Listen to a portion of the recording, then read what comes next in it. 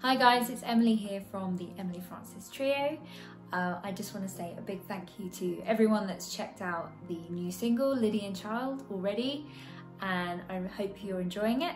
I'm going to give you a little bit of an insight into how I went about writing it, but before I do, please hit that like and subscribe button because we are going to be releasing some more cool content over the coming weeks. So let's get to it. Now, I went about this in a slightly different way to what I normally do. Normally, I would flesh everything out on the piano and maybe write a chord chart or something, and then still very much have the ideas of what I want the guys to play in my head. But this time round, I decided to use Logic as a writing tool. And that way it allowed me to kind of map out the structure of the song a little bit better. So it has more of a kind of song form to it, like a real clear A and B section. And it allowed me to kind of like play around with rhythms a little bit and sounds, which is really important.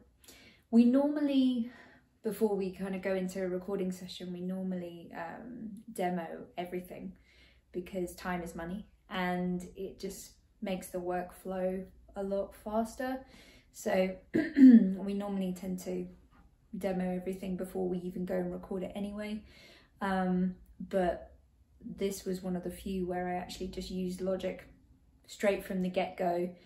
I had been jamming around, you know, with the main kind of riff idea for a little while on piano, but I think just one evening inspiration hit me and I was off. I just dived straight into it.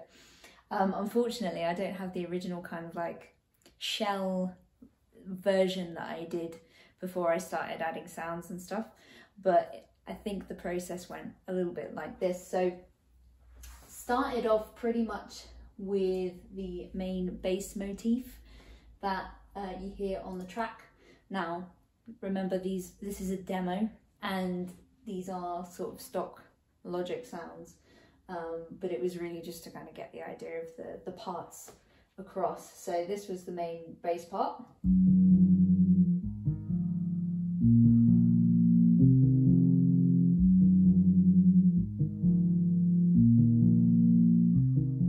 And as the song was going along, I was really thinking as well about how the guys would play. Before I'd maybe kind of come up with a rough concept and let them do their thing, or I'd just give them a chord chart or a lead sheet and let them do their thing. But actually when I was writing this, I was thinking very much like, okay, how does Trev and Jamie actually play? So some of the lines, let's go, just cut straight to here.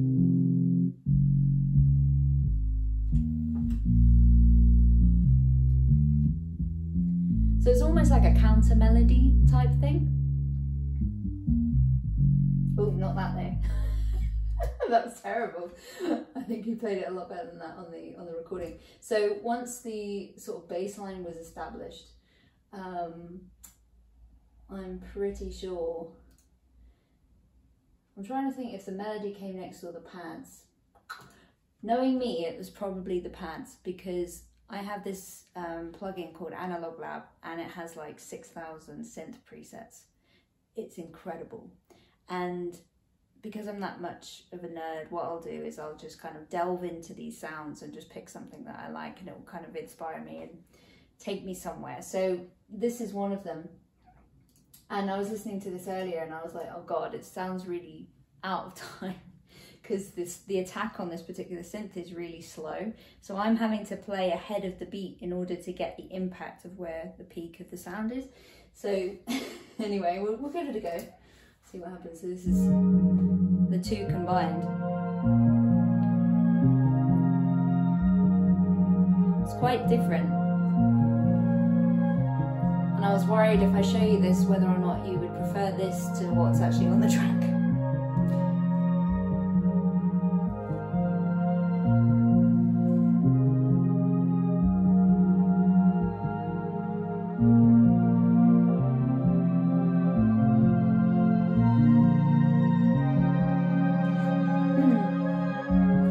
So as you can hear, it's kind of doing a lot of the legwork in terms of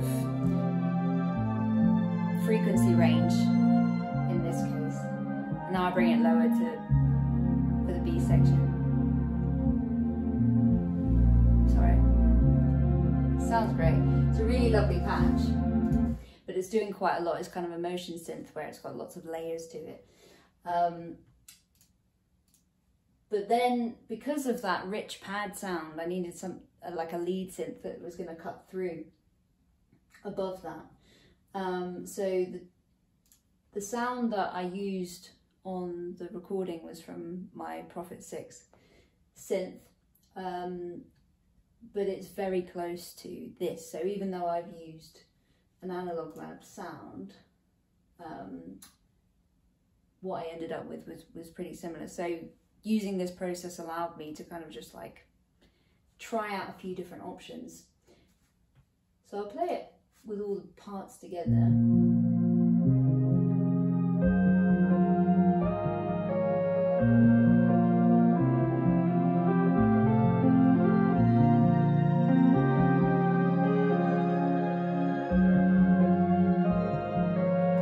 Now the problem with that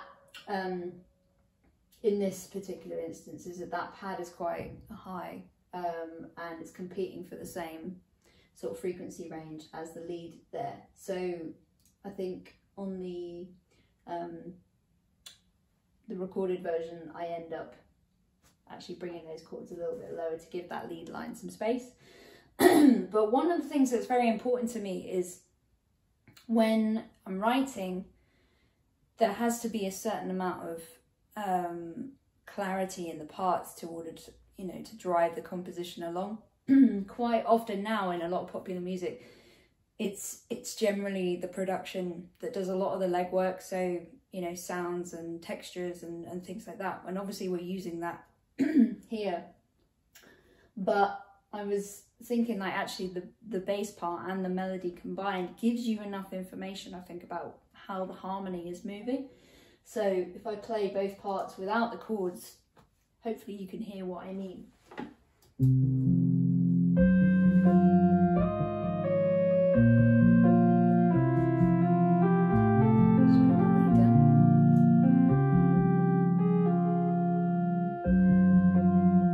Because the bass is actually playing a lot of chordal information as well.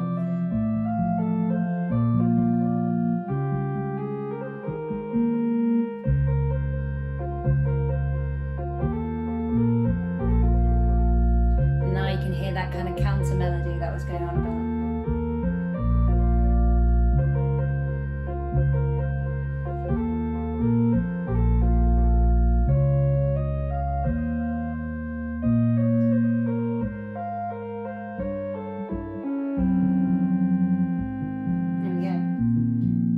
The first A and B section essentially, and I'm laughing at my performance of it because it's not very tight.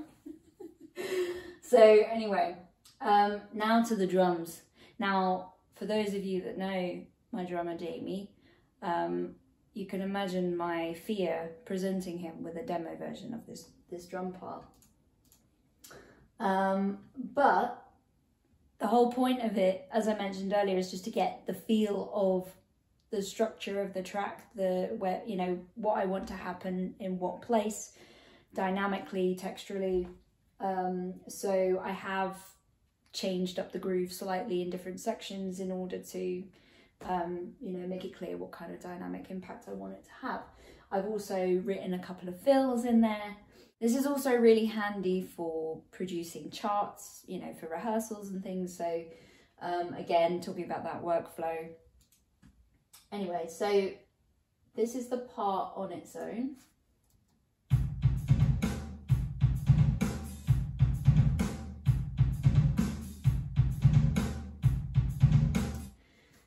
Which is interesting. It's actually in 3/4 and the main kind of snare hit is on the 3.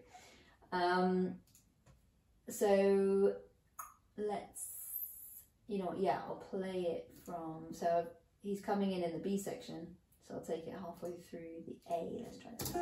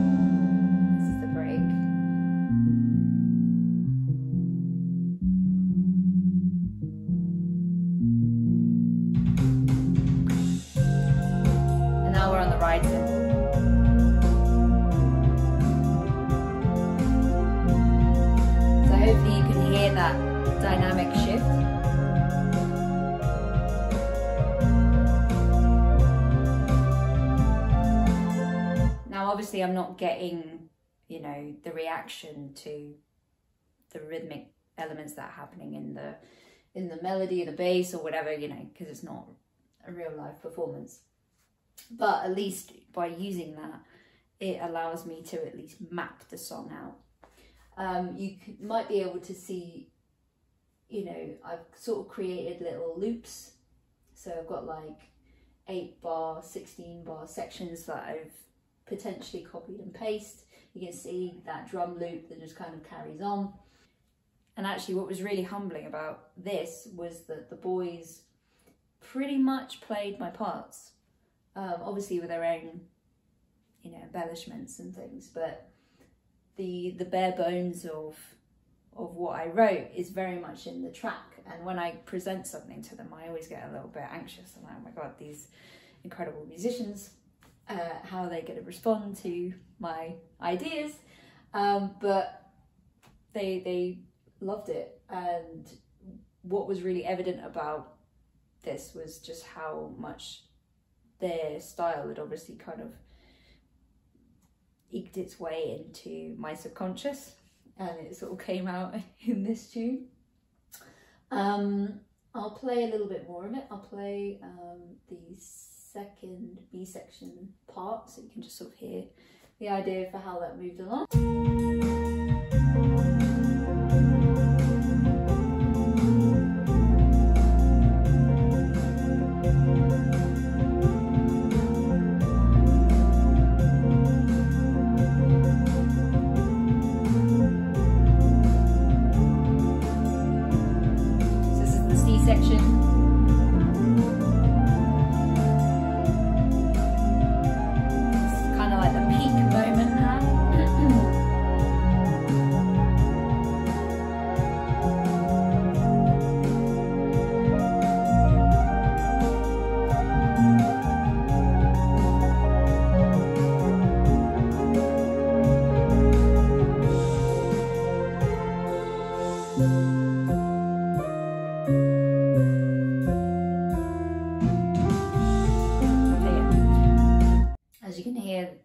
The similarities are very much there, so structurally it's almost identical, just with a little bit more of an organic touch to it because we're all in the studio playing it. So from that aspect it was really useful, and it was also useful for me for creating production notes as well from rehearsal. So this one was quite simple actually. Where do we have it? Yeah. So essentially all I've written is that it's 130 BPM, there are no solos. Main tracking was the Nord and my Prophet. So the Nord was what I used for the pad, the bass and the drums, pretty much. There were quite a few bass overdubs for different pedal effects and things like that. The only difference with this one is that we did very much track it like a pop recording. So what we did is we sort of tracked it all together as a band, because it's actually very difficult to play the pad part and the lead part at the same time. I've since practiced it a lot to play it live, but the main reason for that is because the chords are quite complex. So I wanted to get that real richness in the pad, and in order to do that I needed to play it two-handed. So what I did is tracked a rough guide, and then once Jamie was happy with his drum part, then Trevor and I essentially did our overdubs to that.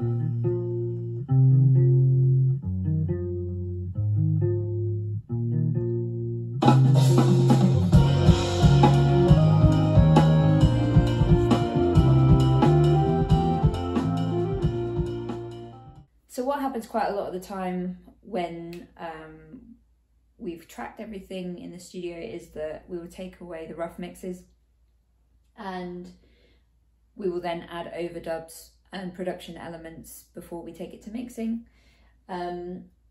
So the pad that I ended up using wasn't as texturally busy as the one that you just heard. But I did want to add something to it to give it a little bit of brightness and shape, certainly in the intro and outro. So I was playing around with synths and I just wasn't getting anywhere. I was trying to build things and create things, and yeah, it just wasn't singing the way I wanted it to, or it wasn't enhancing the track in the way that I wanted it to. But what I could hear in my head texturally was like, I want it to sound like a glass harp. I want it, the crystal glasses. That's the sort of sound that I want. So sure enough, I went away and I recorded the sound of some crystal glasses. I went through my cupboards and I found a couple of crystal glasses, and weirdly, they both resonated at the tone, or round about the tone of F, which was really convenient because that just happens to be a common tone in a lot of these chords. So I had a little play around with that, and this was the first version of what I came up with the glass. So it sounds a bit like Star Trek.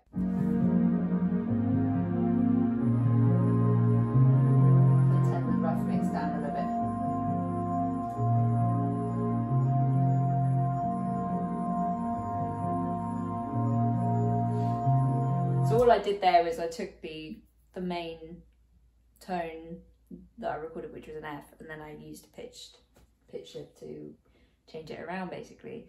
But it was a little bit too bright. It was a little bit too sharp. So again, I was having a little play around. I'll show you what I did with the synth sounds as a starter. Let's see. I'll mute that a second. See what these sound like.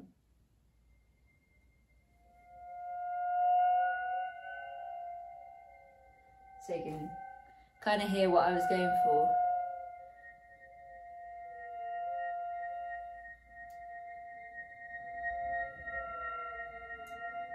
Which is quite ethereal and interesting, but didn't really offer what I was looking for. In the end, what I did is I took the glass samples and I put them through a sampler plugin.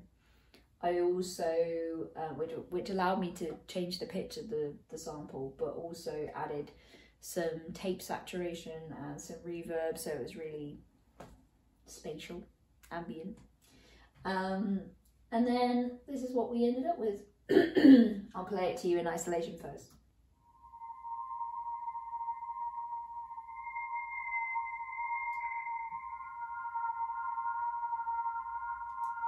It's like resonating in my jaw. It's really weird. It's kind of like quite calming. It sounds like I'm trying to make yoga music, doesn't it? But that wasn't the intention. But when it's all mixed together,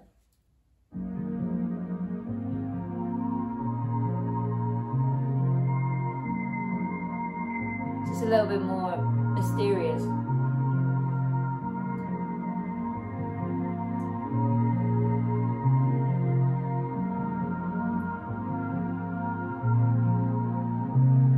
So obviously in mix stage,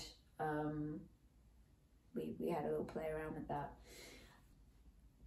When we went to mix stage, we were really thinking, oh, this is going to be a breeze. It's only essentially 4 parts. But it actually ended up being the most difficult one to mix. We were like, oh yes, it's done. The rough mix sounded pretty good, and we said to Jason, our mix engineer, we just said, we're pretty happy with where the rough is. So it came back and it was just like very close still to the rough, and we're like, and then he said, and we were like, it's the most pop we've ever been, But he asked us, well, if we're talking pop, are we talking Bruno Mars? Are we talking Madonna? What are we, you know? So because we weren't very specific, we're like, oh, okay. But yeah, once we kind of just said to Jason, like, we want you to be you, we want you to do your thing, we've ended up with the track that you have listened to, and we are absolutely thrilled to bits with it. And the other side of things is, you may have heard the acoustic track. Now, I'd always had it in my mind that this would work really well as an acoustic track. It wasn't a popular opinion, I have to say that, just because we'd moved so far away from doing that sort of thing that we were unsure how it would go.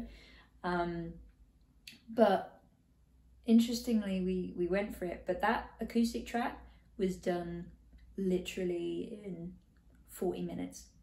We just said, let's just do it, just give it a go. And it was probably the quickest track of them all. I mean, sure, the setup's pretty simple, but yeah, we just went for it, and it ended up being really lovely. So if you've managed to catch that, then I hope you like it too. Not to give too much away, but there is going to be perhaps another little video featuring a little bit more of the acoustic side of things coming soon. So as I said, don't forget to like and subscribe, and we will see you very soon.